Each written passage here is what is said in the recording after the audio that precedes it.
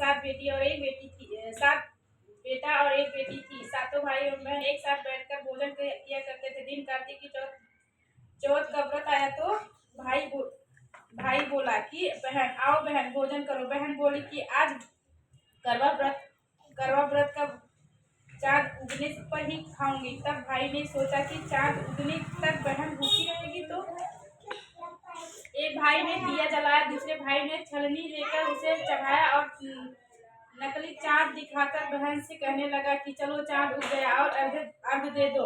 बहन अपनी भाभीियों से कहने लगी कि चलो अर्घ दे दो।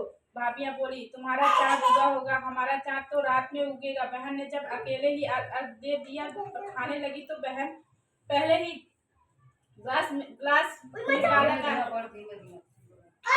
दूसरे ग्लास में कंकर आया और तीसरे ग्लास में मुंह की और किया तो उसकी ससुराल में संदेह आया कि उसकी पत्नी बहुत बीमार है, जल्दी भेजो। माँ ने जब लड़की को विदा किया तो कहा कि रास्ते में जो भी मिलेगा उसके पाँव लगाना और जो कोई सुहागन का आशीर्वाद दे तो उसके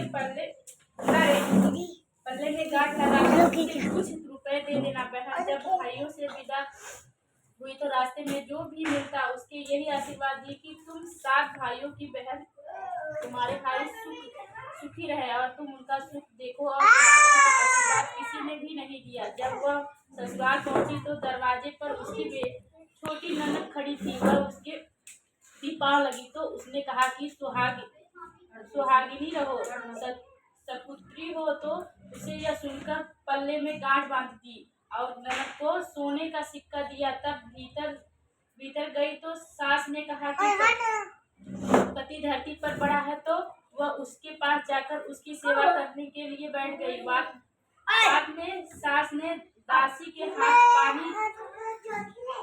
हाथ बची खुची रोटी भेज दी। इस प्रकार से समय बीतते मार्गशीर्ष की चौथ आई तो चौथ माता बोली कि करवा ले भाइयों की प्यारी करवा ले। लेकिन जब उसे करवा माता नहीं दिखलाई दी तो वह बोली हे माता, मैं आपने मुझे उजाड़ा तो आप ही मेरा उद्धार करेंगे, आपको मेरा सुहाग देना पड़ेगा। तब उस चौथ माता ने बताया कि पुष्ट की चौथ आएगी, वह